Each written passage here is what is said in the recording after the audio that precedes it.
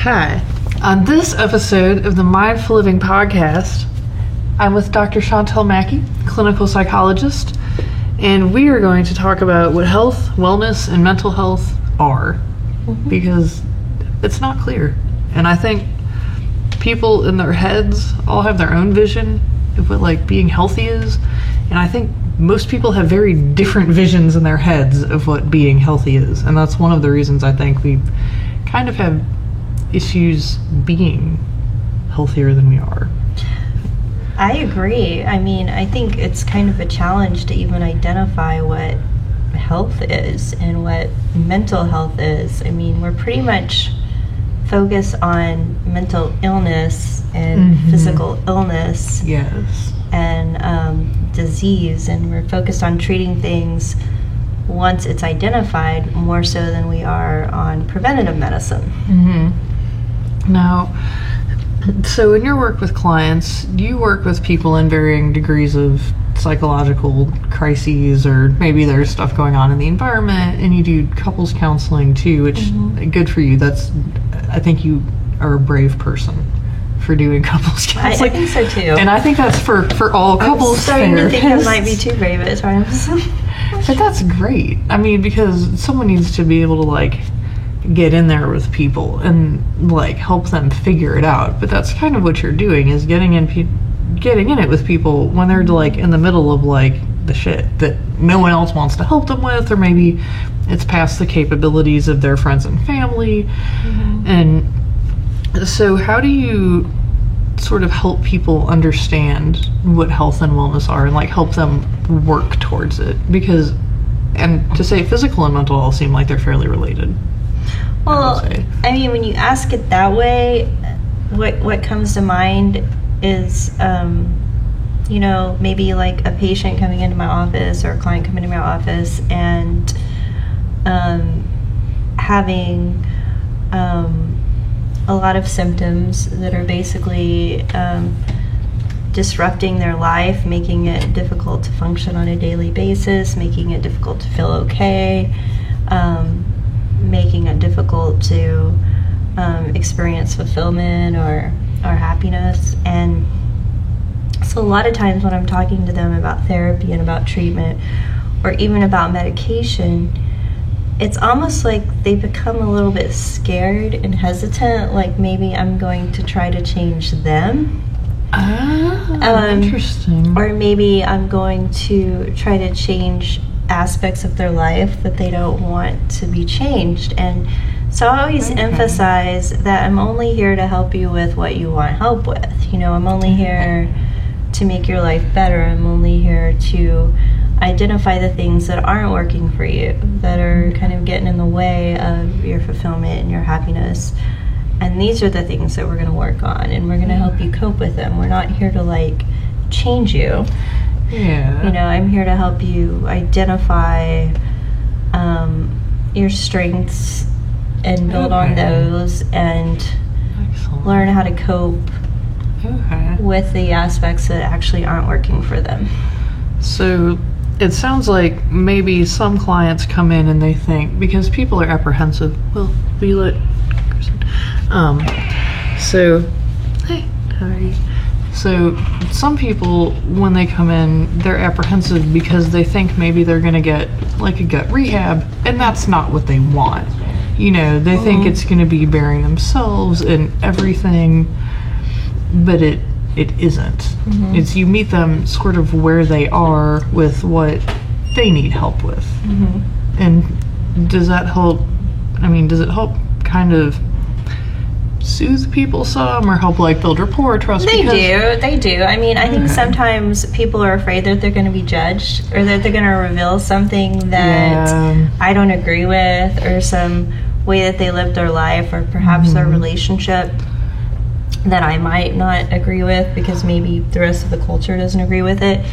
And what I typically tell them is I'm not here to create a problem where there's not a problem. It doesn't matter if I agree with it. What matters is like if a couple agrees with something and it's not causing them a problem, that's between them. And great. People can have their relationship however they want to have that, as far as I'm concerned, as long is, you know, they're both in agreement, and it's you know, and there's no issue there with one of them. And, you know, the same with individuals is I'm not there to tell anybody how to live their life as far as, you know, if they want something that I don't agree with on some moral or spiritual or religious anything, you know, that's not my job, you know, and I let them know that. No, I'm here to help you identify what you want, and work with that. And that's always, you know, where I come from, and that usually kind of calms them a little bit. And that makes sense because our vision, I don't even know that vision's the right word, like, and what we view as health seems so far removed from what health is. You know, there's all the like #blessed, and that just screams, I mean, that's just obnoxious, because there's a lot of people that aren't blessed, and it's not because there's something wrong with them. It's just maybe your environment is such that you, like, say, work 2 jobs and then you have like an hour-long commute each way, or maybe you know, one of the many things, like maybe you don't know how to eat well. What if you want to but you don't know how, you know? And I like using myself as an example. I was always a really picky eater, and so when I tried to start eating with vegetables, like, it took a long time. And it's not that I don't like vegetables, because I do, but I mean, I didn't like vegetables for a long time. But for my taste to change, like, I'll crave salads and like roasted zucchini now. It took years and years of like conscientiously like trying to eat healthier. When you get home, okay, I'll cook something, you know, and it's just like the whole lifestyle shift. I mean, but I found that what's helped me for having changes stick is going slowly, kind of like easing into it. And I wonder, when you're like working with people, when you're working with clients, do you find that sort of over the process of working with people that they kind of ease into becoming okay with being healthy or being well? I don't know anybody that's not okay with being healthy. I think how people define healthy is different. I think that's very different. You know, like, I think whatever somebody's definition of healthy is, they're usually perfectly fine with adopting that. It's just not easy for them to actually do.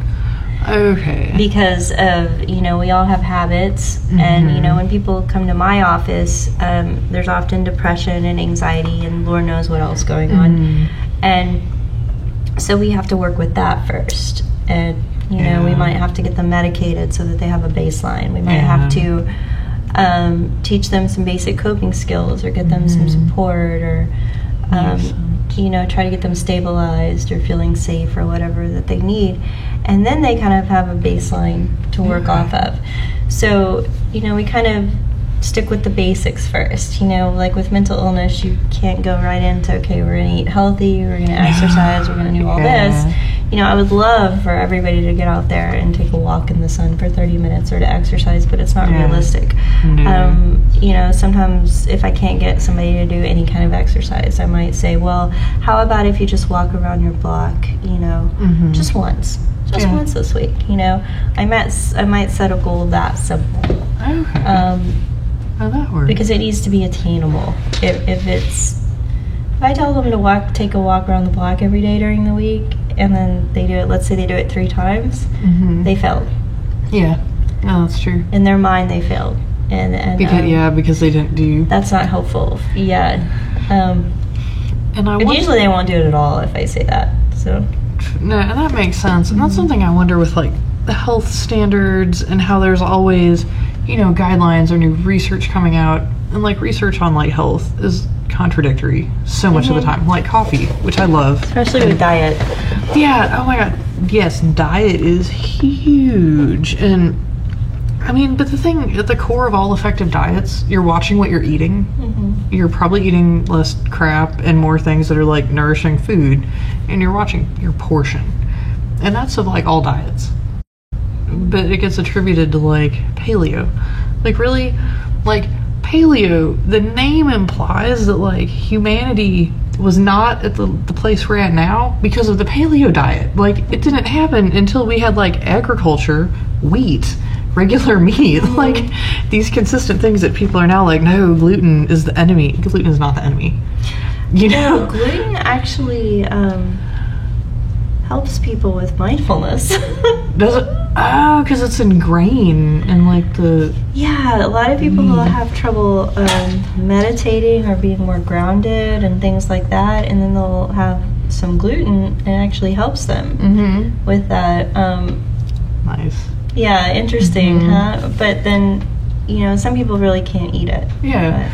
And the people that can't, it's called celiac disease. Because I have one of my friends from high school, like she was diagnosed with celiac disease probably when she was 21, and this was 15 years ago, you know, before it was like a thing and you could get everything gluten-free, and she constantly complained because she couldn't eat cake. And I felt so bad for her then. Because, I mean, life without cake really just sounds... I love sugar. I mean, kind of think I would like to not be able to eat cake. I would probably, like, lose some weight. That would be, like, all you would want, you know? I mean, I don't know, that's... I'd find a gluten-free cake, but that's probably not Well, very good. yeah, I mean, cause, no, there's flourless chocolate cakes, and they're like mousse. They're so good, but I mean, but there's no lightness and fluffiness. It's like all calorie. I mean, they're good, but you know, and even with diet too, I know something that is one of my guiding principles. I remember reading a long time ago. What about all those women on the Titanic that didn't eat dessert? I always have dessert because you never know. This is what you think about. It's true, but it's true. But then, I mean, there was 9/11, funny, and all those people that went to work, and then 9/11. You must really love dessert. Yes, my family has like a sweet tooth. Like, I mean, we can. See, I would have thought is why did I not eat the second steak? Yeah, see, or that it's whatever it is for you. Why did I not? Like have bread with a salad. No bread. Exactly. Why did I not have like a big French baguette or croissant? And then you get into like with food, then you get into like how Europeans eat, which is they use whatever ingredients they want and they just don't eat a whole lot of it. And then I don't have much of a sweet tooth unless it's dark chocolate or cheesecake. Fair enough. And those really make up for the sweet tooth in any way you can imagine. Well, in cake. Yeah. I love dark chocolate cake. But we kind of stopped talking about cake.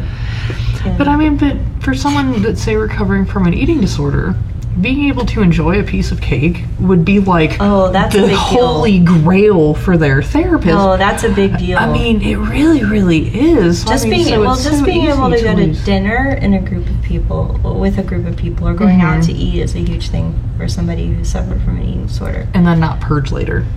Somehow. Exactly. Like, but to digest. A lot of them will get to where they won't even go out to dinner because it's just too anxiety provoking. Huh, that's interesting. They have to have control of their meals and plan it. Yeah. A lot of them. And the rituals with it. And that's something interesting with like vegan diets that I've read, is that it's really easy for people with eating disorders to hide in a vegan diet. And I was vegan for like 2 months and it felt like I had an eating disorder, and I love food and I have never like been anorexic, bulimic, like neither. Because like it's easy for people with eating disorders to hide in a lot of diets. Fair enough. Vegans are the only ones I've seen it mentioned specifically. Yeah. But that makes sense. That really does make sense. And then for wellness, like exercise, because sometimes people with eating disorders will over-exercise. Oh, yeah. Yeah. And that can be a challenge. That's not to say that everybody who's vegan or on a diet or anything like that has an eating disorder. But there is a lot of it happening, and a lot of people will adopt all these different styles of eating because they do have an eating disorder that they don't want to address. And that's always interesting because with food, for all the people that have that, then there's places like, so my mom, she's been all over the place as a midwife. She lived in the Badlands in South Dakota for like a year. So the vegetables you could get there, none were organic. That was a joke. It was like Subway and the Pizza Hut toppings. That was it. And they'd be gone. But that's the second most impoverished place, she said, in the Western Hemisphere other than Haiti. And that's in the U.S. Really? Yeah, so I mean, so you get, for someone there, any vegetable would be better than no vegetable, even if it's, I mean, just because there aren't any. You know, and it's easy to lose sight in Austin, where everything is organic and local and Whole Foods started here, that for some people just eating a vegetable that's not like a French fry or a potato chip, even if it's a French fry made from a potato, not like whatever powdered stuff they're made from, you know. So for some people that would be an enormous step towards health. But I mean, in the same sense that getting someone that's like depressed to, you know, or with an eating disorder to even consider going out to dinner with friends, it's like the same thing. It might not, someone with no problems, they would think that, you know, what's the big deal? Right. What have you found that helps people not get discouraged when they're working on those personal battles to like take better care of themselves, you know, and they're doing the things that for them are like this enormous victory that other people without those issues might be like, why do you care that you did that? You know, the ones that don't get it. I try to help them focus on the minor accomplishments. Okay. Because a lot of, I mean, I really think our brain is more wired to see the negative, you know, what we're not doing, and in a lot of ways that's adaptive. Yes. You know, for survival. But, you know, I try to, you know, a lot of times people will say, well, I didn't do this, I didn't do this, I didn't this. And I'm like, well, but you did this. And how long have we been working on that? And you finally did it. But, you know, you finally started setting those boundaries with these people. So I try to have them really, really take joy in their successes and their accomplishments, and even kind of try to celebrate them. Oh, that's so you know, and focus more on that instead of ruminating on the other stuff that maybe they haven't done yet. And that's also why it's important to, you know, set realistic goals and break them down and make them attainable. Especially when you have more lower functioning individuals who are trying to get medicated. They're trying to, you know, just get through their days. They're trying, they're fighting like a pretty bad depression or suicidal ideation or something like that. Or they're delusional, Now that's the sense that being mindful in its right context, I mean, that seems like one of the appropriate ways to use it, is because when you are struggling with mental illness, it can be so easy to focus on all the things that you don't have. The life you don't have, all the feelings you don't have, all the things. I think everybody does that, even when they don't have mental illness sometimes. That's true. And I know, like with what you're saying, getting people to celebrate the small victories, that often involves them, you know, slowly helping them become mindful that, you know, on a day-to-day basis, that not everything is as bad.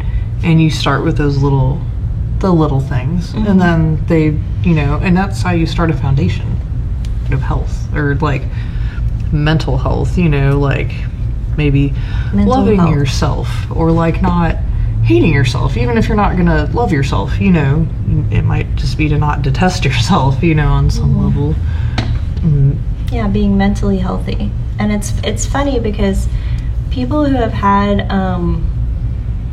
mental illness most of their life, or depression, whether it's low grade or anxiety or whatever, it's really hard for them to imagine actually being mentally healthy. Yeah. Like they almost don't know what it is, or you know, or how to define it. You know, you've been one way for so long that you don't really even know quite what it is. And it's interesting because people will create these little ideal images in their head of how they want to be. And but those little images are usually so idealistic. I mean, it's ridiculous. It's like that they're not even, it's not even realistic. Like it's not even attainable. It's so different from you know, like how they're functioning in the moment, that then they feel even more overwhelmed at trying to change and trying to get healthy and trying to get better. But it's almost like just keeping it there makes them think, oh, well, someday I'll do that. You know, when I'm ready, I'll get to that. Almost like it's going to magically change somehow. And and so it's like this weird, it's almost like a dichotomy between like avoiding it because they can do that when they want to, and then actually even defining what it could really be for you. Yes.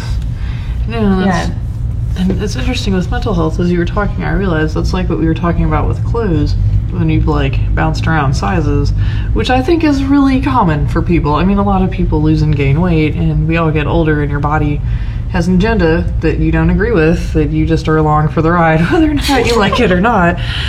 You know, and in a sense, like helping people let go of their mental image so they can become the thing they are. It's like, you know, giving away the pants that you're like, I'll fit into this. Yeah, I just cleaned out my closet. I gave away 20 pairs of pants that I've been wanting to fit back into, and finally decided this is ridiculous. I'm just letting them go.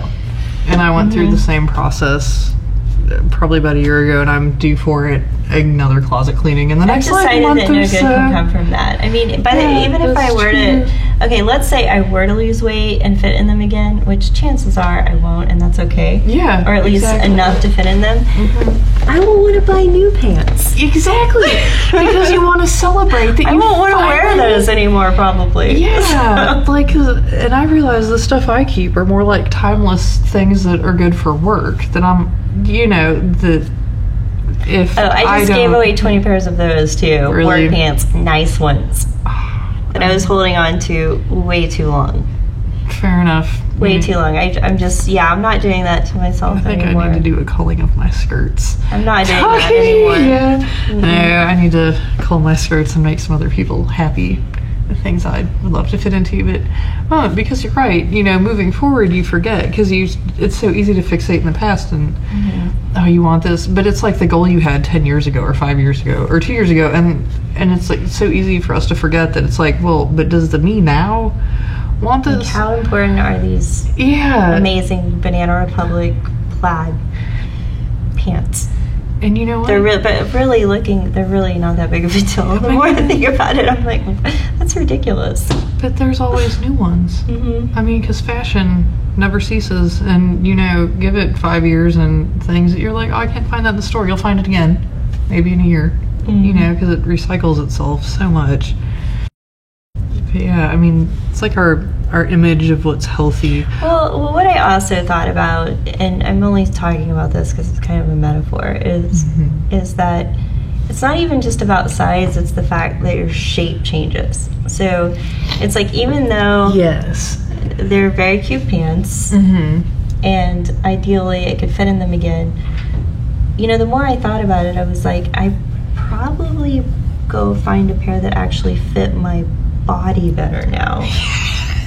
You know, like the shape, because as we grow, our shape changes. Like we literally change. Like our hair changes, our skin changes, our body changes shape, and even when you can still fit in it, it's not necessarily fitting you the way that it probably should as you grow. And so, good call.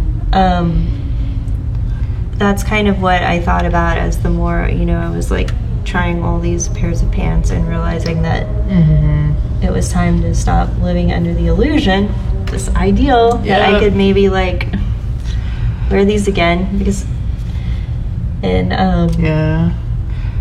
you know, I really need to, when really I'll just find better pants.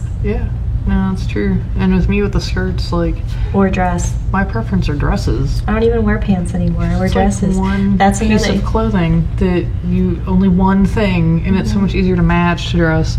And I'm at the point where instead of replacing skirts, I need to replace them with dresses. And that's something else that people with mental illness do, is they think about a time in their life when they functioned really well.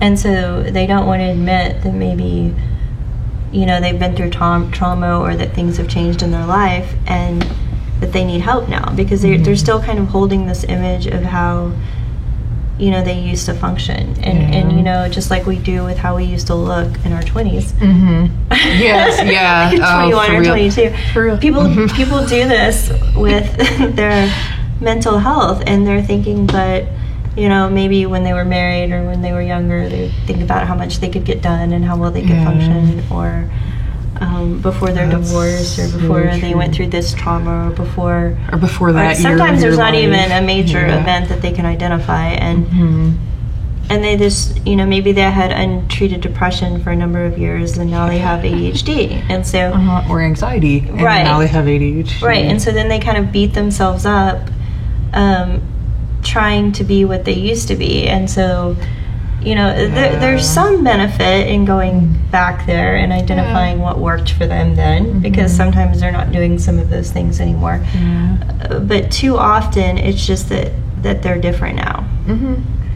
And their brain has rewired, and it's their neurotransmitters are not functioning the same, they're not firing the same, their brain has rewired, or they've been traumatized, or they're probably in a different situation too, and it's hard for them to accept that they now need help when before they felt so strong.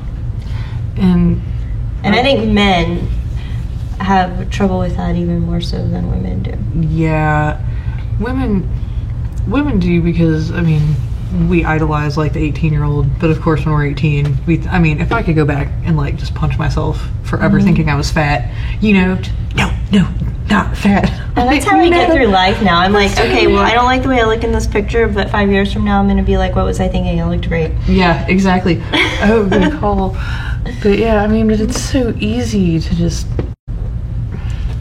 forget that like everything about us just changes, and we never stop. And it's interesting because now, like working for a grad school, they really take the strategic goals and the mission plan seriously, and they do it on like 5-year cycles. And that's something that I kind of started doing on my own probably like 3 or 4 years ago, but it's just goal tracking to help get myself out of a situation, because I realized, in all this time that passes, it's like because if we really look at how much time we are unhappy about something or feel bad about something before we do something about it, it'll be years and years and years. So you can start and do almost nothing and it'll be anything better. But I think most people don't do that. And I think that's something therapy can help people with, is like stepping back and taking that look and being, is this still who I even want to be as a person? Well, maybe not, And I remember this girl I knew in high school, she described this other girl who I never met. She said, talking to her, it's like talking to joy. She's so delightful. And I thought, I just thought that was the best way to describe someone.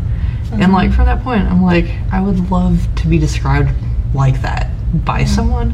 And that's kind of guided me, but it's different because it's not like, I never met this girl, I have no idea what she was like. But everyone's subjective experience of someone that is like Joy, that's not going to be the same, But kind of working towards that, like it's helped me not having something. But then there's those years where I'm like, there'll be a celebrity that I look at, and I'm like, why? If I had her support staff, I would look like that too. And then it's like, going home like tired from work, and you don't want to smile or do your hair. And it's so easy to just forget and not, remember, but this is who we are now. Like, is there anything that helps couples that you work with that? Because that's where you get two people, their own visions of themselves, but also that's, all their baggage from their childhoods, and then what they think about relationships. I'm trying to understand your question. Rephrase your question, because I feel like I could answer like 3 or 4 different questions there. So it helps you when you're helping, like, when you work with they're idealizing couples. each other or themselves, or no, kind of like the internal thing, or like maybe their idealized relationship, not even necessarily with the other person, because a lot of the idea, because what we've talked about as it relates to like ourselves, but life is all about interacting with other people, right? And another podcast, but really fast. I really draw from a lot of Stan Tatkin's teachings. He has this whole style of therapy that he's put together called a psychobiological approach to couples therapy. And I draw from other people as well, but I don't think it's fair to not give credit to him to talk about what I'm about to. And that's that, like, in our culture, we we really function more as a one-person system in our Western culture. Like, it's like our own little one-person system. And when you're in a relationship, often to really make it work, I mean, actually the only way to really make it work and have actual real intimacy and fulfillment is to have it be a two-person system. Okay. And so it's very different, and it's a lot of relying on each other and putting the other person first and putting the partner first and doing what's best for the relationship as opposed to what's best for yourself. And that is not something that a lot of people are accustomed to anymore. And there's almost like a trust that has to occur there, that if I put what's best for the relationship first, or you know, then it's somehow going to be what's best for me, because that relationship is going to nourish me and that relationship is going to help me. And so that's a lot of the philosophy behind it. You know, there's a lot of focus on attachment theory and arousal regulation and nonverbal communication and how that causes individuals to relate to each other. But first and foremost, I basically have to teach them how to take care of each other as much as themselves. So, I mean, of course, there's an element of personal responsibility, but like in couples therapy, I focus more on being willing to respond to each other, being willing to take care of each other, being willing to be present for each other, you know, as well as identifying deficits or mental illnesses or things like that that exist that create barriers in that area, so that each person understands it. Now, do you find that, and this is something I've noticed with women and people that are more like caretakers, what happens when you encounter a couple where one of the people is not receptive to the love, not because they don't want it, but I mean, because of their childhood? Yeah, either because of their childhood or they're just used to putting everyone else first, and they don't understand that part of like a good relationship is like you have to let yourself be loved by your partner, and you have to like be able to accept that. And well, I think most people want to be loved. I think what you're describing is more of a fear of abandonment, or a fear of usually if people aren't open to it, it's because they're afraid of losing the person, or because there's an insecurity there, or it's not safe. Okay. And that's kind of what is focused on in the type of couples therapy that I practice. Again, that's a Tadkin concept, is that, you know, the relationship has to be secure. And if it doesn't feel safe to both partners and it doesn't feel secure to both partners, that's when the attachment styles and the attachment systems start to get all wacky and people start to become out of sync. And that's when people start doing things like misreading body language, you know, thinking about an affair. A lot of times they start fighting because they think the other person doesn't care, you know, and you know, things like that, when really what has happened is you know, the fundamental problem is that they're not secure. So they think that at any moment the partner could decide to leave them or not be happy with them or not love them anymore. And so that basis right there is that needs to be there as safety and security. So then they'll not put their genuine needs forward, maybe needs that they think the partner will be able to meet and satisfy, but maybe not the needs they actually have. Right.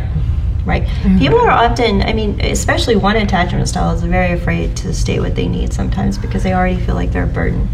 Yes.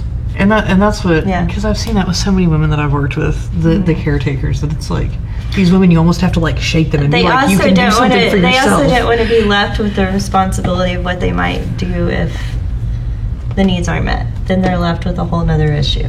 Yeah, then. That they might not want to have to address. Like this gaping chasm of disappointment that really maybe isn't just the disappointment from the partner, but maybe also from all these other things that have happened. Yeah, I mean, too often couples don't repair. They just don't know how to repair things. They don't know how to talk about things and repair it. And you can't go through a relationship with unrepaired issues. Yes, it's true. That's what causes a lot of friction. And it causes insecurity, again. relationship doesn't feel safe. Yeah. So now, something with wellness I want to talk about is kind of anxiety and like how overwhelming modern society can be, because this is something kind of that sprung from having worked with so many people with anxiety or people that are trying to change and having problems. Like the brain, like we only have so much decision making ability because our brain is like anything else, it needs energy to fuel itself, and we kind of need mental like breaks. But you know, my challenge for people, it's like go to the store, get jelly, get peanut butter, get bread, and get milk, and tell me how many choices you have for those 4 things.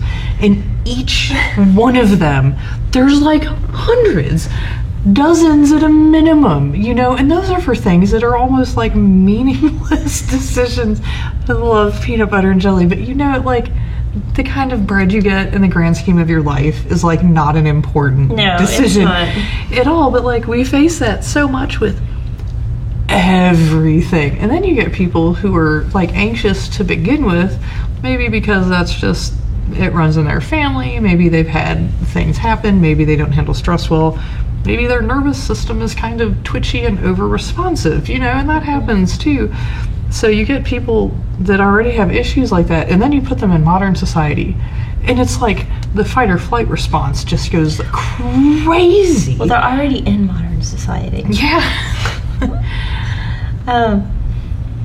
But yeah, I mean, our society is very fast-paced, and so if you take somebody who's traumatized or has a lot of anxiety, and you know, you put them in our fast-paced world where, you know, there's so many things that just aren't as certain as they used to be, like job stability and things like that, and the economy, yeah.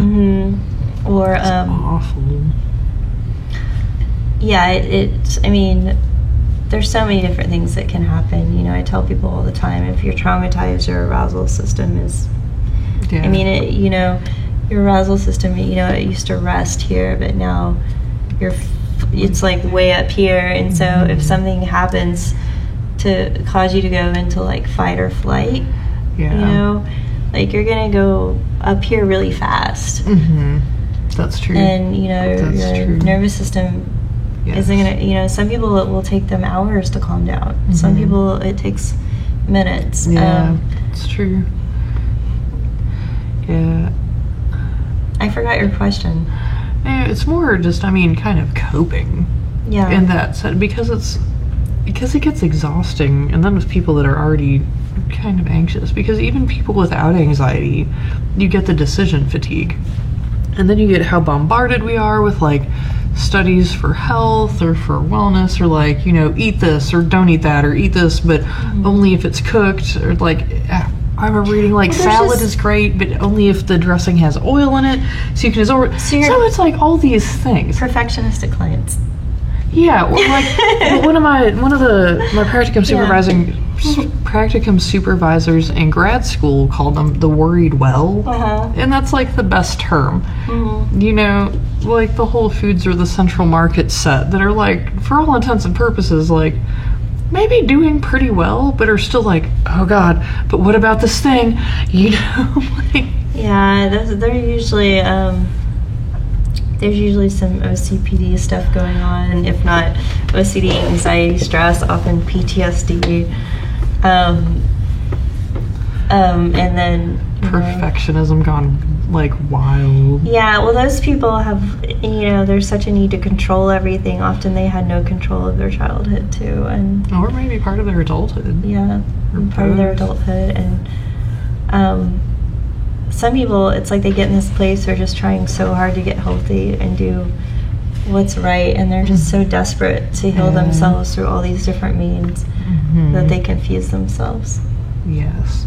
And then there's no clear guidance in society for what it should be. That's one of the reasons I'm an advocate of things like therapy or coaching, you know, and working with my coach helps, because then I focus on the things that I really need to do, because my mind will go, I mean, because I have a very active imagination, and so my mind will go wild, and it'll just help me like focus on the things I need to do today to make tomorrow better, not the things I want to think about today because like they're interesting, you know? Not that there's something wrong with thinking about interesting things, but I mean, sort of maintaining that focus, because it's easy to have it not be interesting things but other things, and then just not even try. I mean, like you said with the clients, that you know, if you tell them to walk every day, they're not going to walk any days, but if you tell them to walk one, they might walk 2 or 3. You know.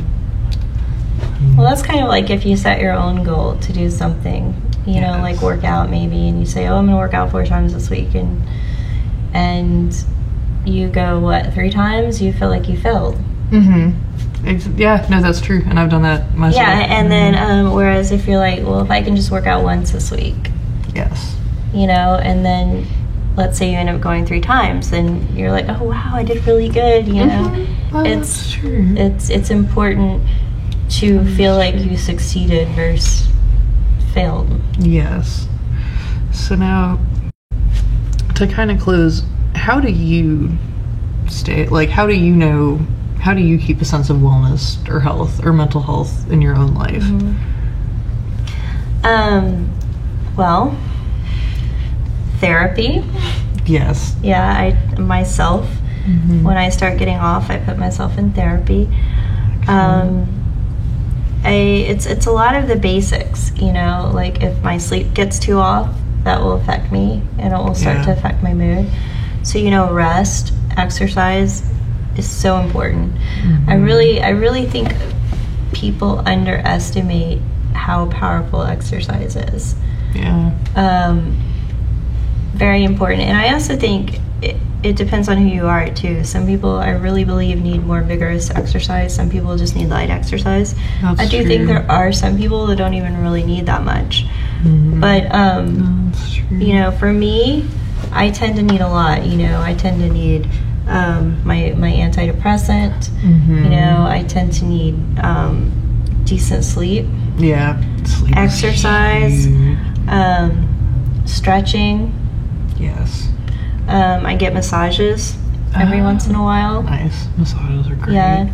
Boundaries, very important. You have dogs too. I have dogs. My dogs are wonderful. The awesomest dogs. Yeah, the best dogs. I would love to steal your chihuahuas. 2 therapy dogs, and they're really helpful. And they're chihuahuas, and which are not really normally a therapy dog, because chihuahuas can be very like skittish, but yours are both like the most laid back little dogs. They're great. They're so cute and so chill. And that so that helps too. I think boundaries is important. Yes. Yeah, you can't let. I tend to like excitement, and I tend to like helping people, and I love to have fun. I mean, I have lots of fun. If I don't, you know, I think that we don't have enough fun in life. Yes, I agree with you so much. Yeah, and I try to remind myself, you know, it's okay to have fun even with work. And it's true. And so, and really just being careful who, you know, you let in your life and who you let in your home, and being a little bit more mindful of that, because you know, I consider relationships and connections really important. Yes. So if I've gone a little bit too long without maybe calling a friend or connecting with, like, you make it a point to get make back it a in point touch. to like call somebody, or journaling. Journaling is excellent. Yeah. Time to yourself. So much. Do you meditate ever, or do things? I know you've done dance too, and dance is a form of exercise that people. I feel like people forget about dance a lot. Tap dancing is my meditation. That's fantastic. Yeah, that's so fantastic. I tell everybody tap dancing is my meditation. I would like to actually meditate more. I've done, you know, I do, you know, like muscle relaxations, progressive muscle relaxations to myself. Yeah, those are good. And sometimes I'll listen to like a guided meditation, but I've never really. But it's funny though, I can tap dance for like an hour or 2, and it's like my brain feels so rested afterwards, because I literally can't think about anything else. That's so good. And so I've kind of found that I require more active meditation. Some people require more passive, some people require more active. I find that walking is super great for me too. That's when I tend to notice my thoughts and have to sit with my thoughts. Yeah. Yeah, there's something about exercise and walking Just specifically. walking. Like, not really, but just like walking for like a while. Yeah. And what else was I going to name? How about contact, like socially, or contact with family? Oh, very For important. wellness. Yeah. Because I know you're really close with your mom and your grandma. Yeah. And you do so much with them. And and I love that you do, because so many people don't. Well, that's funny, because actually I feel like I had to go through a lot of healing in my life first. Fair enough. That makes sense. And some therapy to actually be able to handle that, because my mom had severe mental illness, and so for a long time it was too much for me to handle, to be around, just because there weren't enough boundaries, emotional boundaries. It like affected me too much to see her not okay, and I had the same issues, and it's hard to do. And now it's like really fulfilling now that I've done years of my own work, and to be around them, and so that's definitely an important part of my life. That sounds like a big victory. Yeah, and actually That's that kind of excellent. family and spirituality kind of fall under the same category on a lot of scales for Do they? for like in the areas of your life where you gain energy. Good to know. That makes sense, because we're so social. I mean, such social Like creatures. you need your creative, your intellectual, your spiritual, your social, We also need your physical. excellent. Okay. I guess the other one's psychological. I'm missing something. The list. There's so many lists. Yeah, like I'm that. missing something. I can't remember what it is right now. Those are like all areas where we tend to. That's what fills our cup up. Yes. And none of it is like in the bread aisle, but that's where we all get stuck. No, but that's all of us. You come home and you're like, I'm gonna do this thing, and then it's like 4 hours of Facebook later. And it's interesting. Even when I deleted my Facebook, which I thought. Well, Facebook is social for so many people. There's so many lonely people that go on Facebook because it's like connection. It's a way of trying to connect. Well, it's true. Like for me, Facebook was awful and a time suck, and I'm super introverted, and it was like a cocktail party that never ended with only small talk that I thought was the most terrible thing ever. And then I got to see all my family's crazy, so I deleted it. It was great. But then I look at my mom, who she has a fantastic sense of humor, and that not a lot of people can relate to. I mean, the people that get her, it's like people that like British humor. You either really love it or you're like, it's not that funny, and so she's a person that you either like really appreciate her as a person and really just soak in the whole package and think she's fantastic, or you're like, well, okay.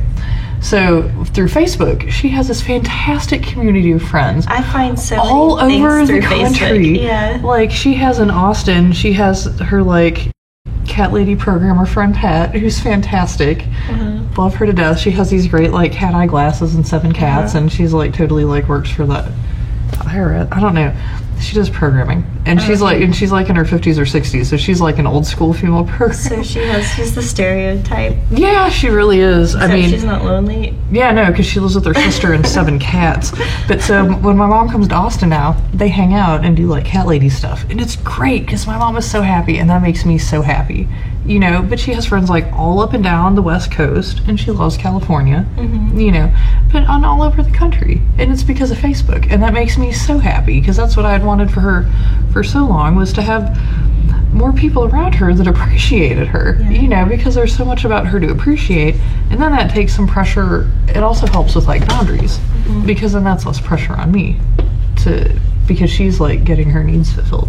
And there's a lot of people Facebook is like that for, that they get their needs fulfilled. Or if people are extroverted.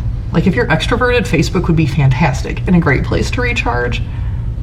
Well, I don't think I recharge there, but I find out a lot about events. Yeah. Well, because you go out all the time. I find out about events on Facebook. That's why I like it.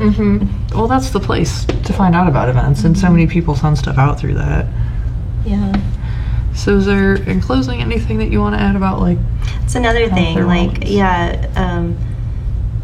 different things fill different people up, like you said, how do I stay healthy? Like art is huge for me. Music is huge for me. Yeah. Music is fantastic. Yeah.